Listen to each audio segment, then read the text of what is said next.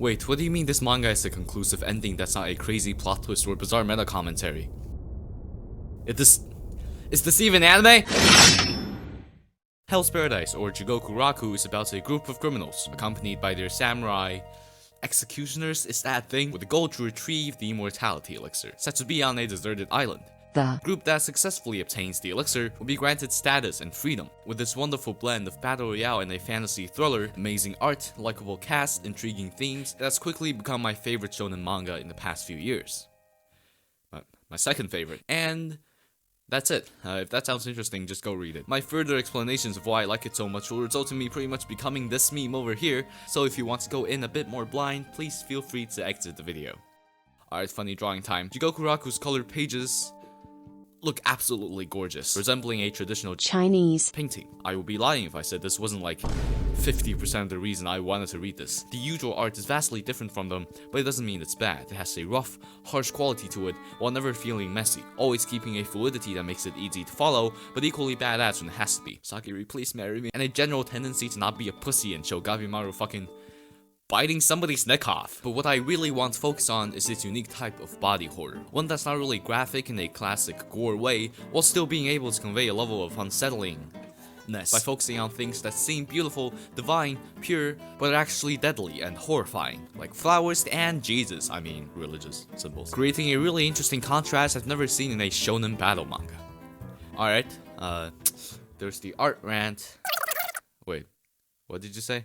There's Tao in this thing? First, let's go back a little bit. As a certified Chinese boy, I love Chinese mythology. Objectively the best one. None of your Western mythologies sound badass enough. Loki and the bros live in a damn tree. Greek mythology? We're like, what girl did Zeus fuck today? Bro, your wife is literally the god of woman. Why are you trying to... Now check out Journey to the West.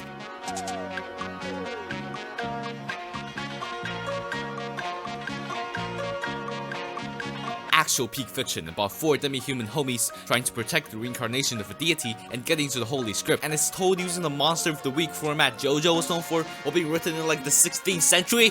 What the fuck? We are the superior race, deal with it. But Chinese mythology and culture in general is usually never portrayed in anime and manga.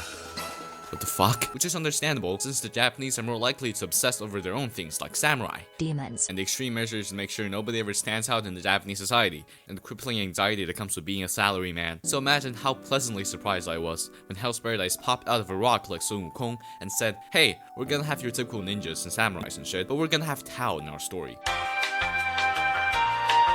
Also, we're gonna feature the immortality-seeking Jofuku, the Basien, and a bunch of pseudo-intellectual ponderings on the philosophy of man of a fucking elevator. To be honest, I don't think the average reader will be as excited as I am about this, because they all eventually boil down to your battle systems and stuff, but that's exactly it. Hell's Paradise's culture feels authentic and interesting. He could have stopped at, oh my god, he said Tao, I know Tao, but he actually incorporates the philosophy and elements of Tao into shonen battles. This makes Tao as a battle system incredibly unique, as the cast's realizations about going further beyond are never bullshit, even when it kind of is, because Tao's power is based on personal realization and philosophy, which makes it A-okay, approved by Lao Tzu himself. Long story short, Chinese culture good, manga good, thank you, Yuji Kaku. Okay, rant over. Let's now talk about things more than 5 people will get. Let me remind you once again that Hell's Paradise's story is a bit on the simpler side. Characters are all pretty one-dimensional as personalities. Gabimaru is an edgy badass who has a soft side. The blind dude is an edgy badass who has a soft side. Yuzuriha is a crazy bitch who's occasionally not crazy. What saves it for me though are the unique themes Hell's Paradise tackles and how they're portrayed through the characters. That's right, fuck your summaries, we're diving straight into pretentious bullshit, let's go! This is a manga with superhuman criminals who all have at least a few loose screws in their heads, where immortal, shape-shifting gods have sex and grow plants on humans to progress their ascension, and they just casually throw out failed, disgusting-looking Buddhas everywhere, and their grand plans to kill humanity with this giant fucking thing, which I assume is what the author was smoking on when he wrote this. Hell's Paradise is absolute insanity, but it's just as much, if not more, about human nature. Yes, this manga does mostly consist of fucking insane people, but they're still, at the end of the day, human. Something we see as they interact and cooperate with others on the island. Big Dragon Man, that's right, I'm calling him that, fuck you, Yuzuriha, the brother duo, and of course, Gabimaru, are all given time to show us their humanity. Their character arcs aren't the most complex, but they are compelling enough to make me like these people. But don't forget why they're here. the Characters in Jigoku Raku are looking for the elixir of life, in the process directly opposing the gods and irrationality. So the thematic through line is at the same time giving humanity to criminals and supernatural beings, as well as seeing how our protagonists hold on to their humanity in front of completely insane bullshit, and every character deals with it in a different way. Aza and to an extent Gabimaru are just really fucking determined to save the person they care about, to the point they're willing to transform into something other than human using Tao, or symbolically, embracing the irrational in order to achieve their goals as humans. Then we have Shugen. Do we get to talk about Shugen? Yes! Shugen is my favorite character from the manga, and if you've been following what I've been praising about the series, it shouldn't surprise you. What is the opposite of chaos and irrationality? Order. And Shugen is the embodiment of that. The reason being his very traumatic past that ultimately left him to cling on to justice and the idea of the samurai to keep himself sane. Now Shugen shouldn't have worked. He should have just been another strict, ruthless type of character I've seen a ton of, but he did work in spades. And it's because he really cares about everybody in the Asaemon clan. He remembers each and every member's quirks and has formed all kinds of bonds with them, and when he sees them dead, Shugen swears to kill each and every living being on this island, and honors his dead Asaemon allies in the coolest fucking scene in the entire manga. It will not be me who cuts you down, but the blades of all Yamada Asaemon.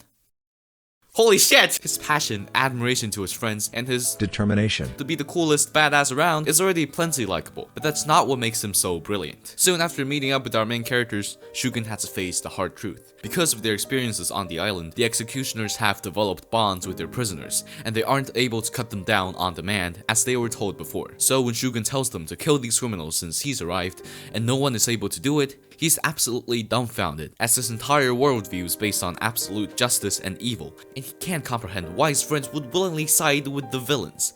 But Shugen had to decide.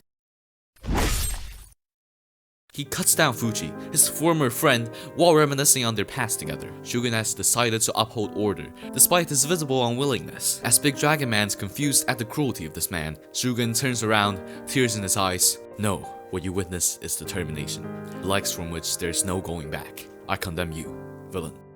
And he is right. Shugen has completely given himself into the ideologies he embodies, past the point of his own emotions. And that's why I like him so much. He's a immaculate thematic contrast to the world of Hell's Paradise, while also being an emotionally complex, troubled character. How you choose to view his decisions is up to you. You can argue that he's a ruthless, psychotic killer. You can argue that Shugen is the result of severe trauma put into a situation he can barely understand. You may even argue that his actions are 100% justified. But regardless of your opinion of Shugen, one thing's for sure, he certainly left a striking impression, which is a sign of a great character.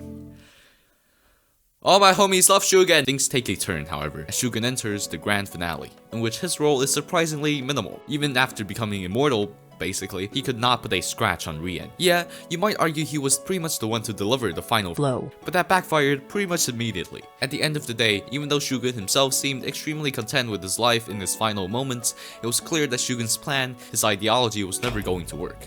Instead, the cast needed something or someone to complete the puzzle. Hey, it's Editing Fates Curious here. I want to say that I forgot to mention that Shugen didn't really kill Fuji fully the first time, which may sound contradictory, but I think it just proves my point a bit more, that Shugen is still human. He can't reasonably do that to his friend, even though he's been trained. His mind is ingrained to uphold justice. So, yeah. I just wanted to address that so I don't misrepresent the series. Wait, fuck, I forgot to talk about these people.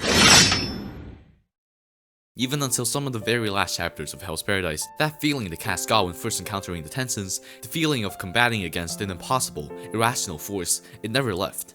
Despite their efforts, they were never close to stopping the plans of the Tensons, with every attempt feeling more and more futile. But there is hope. Sagiri from the Asaemon clan is undoubtedly the second main character of Hell's Paradise, right after Gabimaru. No, I'm not using that fucking word. It is not an exaggeration to say they literally could not exist without each other. To Gabimaru, Sagiri is the one who made him realize his own sense of self and the one to snap himself out of it in moments of doubt. To Sagiri, Gabimaru's attitude as an invincible shinobi, something completely foreign to the rational thinker she is, has encouraged her to keep going and never give up. But as Gabimaru further mastered Tao, Sagiri and her prisoner's power difference became more and more apparent. Sagiri, who had already felt like she was weak and fearful, only seemed to crumble more in front of actual gods. But Sagiri had incredible value, as she represents humanity, why we feel empathy to others, why we work together, and it is with those burdens in mind, she was able to help the cast through tough situations time and time again. That's why Sagiri was the one to cut down Rien, not by abandoning her human qualities like Azan, Shugen,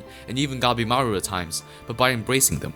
It is under that context that the ending becomes beautiful, as it was none other than Gabimaru's humanity, his empathy towards a mourning wife, and not his self-sacrificing nature and his emotionless facade at the beginning of the series. It shows how Gabimaru and Sagiri have grown throughout their journey, and how Jigokuraku celebrates humanity, first and foremost.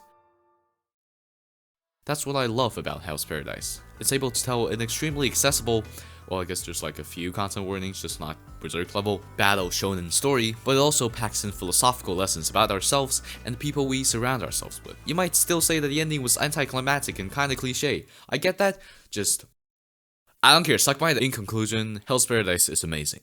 But Spy Family is still gonna be anime of the year.